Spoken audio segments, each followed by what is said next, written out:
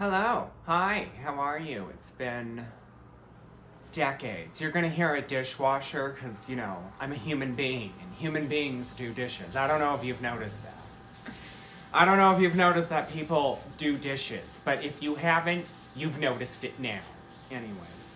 So we're gonna talk about how the craft doesn't work that way. And I think I can get away with this topic by telling you that that's not how the craft works without trying to dictate how your particular craft works. So I'm going to read a comment that clearly states how the craft does not work, and I'm going to tell you how that statement is wrong, okay? Dude, I don't know what the fuck you're on, but Belial, not even the real name, lies every time she speaks. The male aspect does not lie. The female exclusively lies and mocks you for whatever catastrophe comes to you for being stupid enough to believe her. A true Gemini.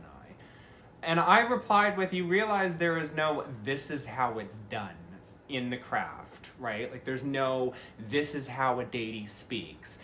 It might be your relationship that you have with the female aspect of Belial, because if you have that type of relationship with her, then yeah, she's probably going to lie to you because you're expecting that, or maybe you're lying to her, and so she's, I don't know. I don't know what your relationship with Belial, the female aspect, is like, but the time that I worked with the male version of Belial didn't seem any different than working with any other deity. I mean, there was more power, obviously. It was more intimidating and more kind of, I don't know how to describe it. It was just kind of crazy, if you will. But everybody's relationship, everybody's experience with a deity or a demon or an angel or a fairy or a dragon or whatever the hell it is that you work with and worship is going to be different than the next person's. Okay, there's books written about demonology, there's books written about the Morrigan, there's books written about Hecate, and they all say that they work this way, or you need these special tools, or you need this, or you need that. You don't need any of that. Because you're reaching out with your energy to communicate with these entities. And sometimes they won't listen. Sometimes they won't answer. Sometimes it feels like you're hitting a brick wall. And there's usually underlying reasons behind that divination, self-reflection, shadow work, so on and so forth, whatever it is you need to do in your craft that would potentially make it easier to contact the entities that you are attempting to contact. When it comes to demons, I've never had them lie. I've never had them try and deceive me. I have had them test me, okay? And they will test you in various ways. I can only talk about my experiences, as yours will probably be different if you work with demonic entities. A lot of times their tests are, in some instances, the ones I've worked with, they were graphic self-mutilation, right? Like you're visualizing, like the thing that you're trying to visualize is replaced by graphic self-mutilation. Or they could be smiling at you and taunting you and trying to make you lose focus. Most of the time, it's them attempting to make me lose focus with communicating with them, and when I'm able to demonstrate that I can get past whatever it is that they're trying to throw at me, then they usually start to smarten up, if you will, and stop with the tests and the trials and the so on and so forth and get down to business. Some entities will test you, some won't test you right away. It might play out over a couple of days. You might have reached out to, I don't know. I've heard stories of people reaching out to the Orisha, and over the next week or so, it's like their life is being turned upside down, but it's from their experience, it's been trial after trial to see if they're worthy of these particular entities. Now, those of you who work with the Orisha, that might be completely wrong. Maybe this person was just out of their depth, I don't know.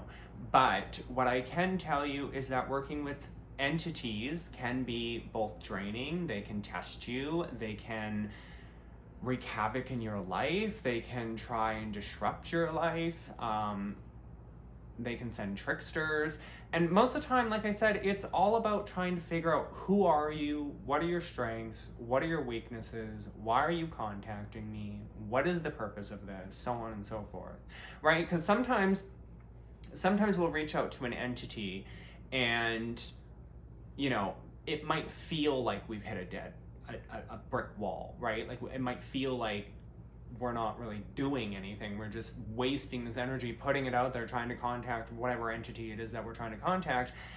And then we give up and we go to bed, and we might have really vivid dreams, or we might have a sense of a presence in the house, or we might feel strange energies around us, right? So where I'm going with this, and just to wrap this up and say this, you can't dictate how somebody, no book can do this either.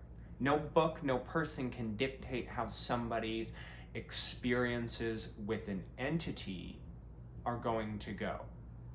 There may be books and there may be circles of practices out there where you have to do the conjuration, the contacting, the rituals, so on and so forth, a specific way according to that tradition, if you are following that tradition. But the experience that you will have, the communication that you might get, the images, the whatever the case may be, is going to be completely unique to every individual. Because a Morrigan may come to you as a red-headed, beautiful, big-breasted woman, but she might come to the next person as an ugly old hag whose tits hang down to the ground, right? So who's to say that the old hag experience is wrong as opposed to the big-breasted, red-headed chick, right? Like, two different people, two different experiences. So try not to dictate other people's experiences, and try not to shit on other people's experiences with deities, because it's not your experience. They're sharing their experience. It might sound kind of fantastical, it might sound kind of crazy, but you also have to realize that unless this person has a history of coming onto the internet and just making bombastic declarations of what it's like to work with entities in a non-believable, fantastical TV kind of way, like blowing out the candles magically, right? Unless they're doing that kind of thing, I mean, at the end of the day, it's just somebody's experience. So you can take it with a grain of salt, or you can do what sometimes I like to do, where I try to understand where the person's coming from and try and understand why the deity might have shown up for that person in that particular form to give them that kind of experience that they're sharing. Okay?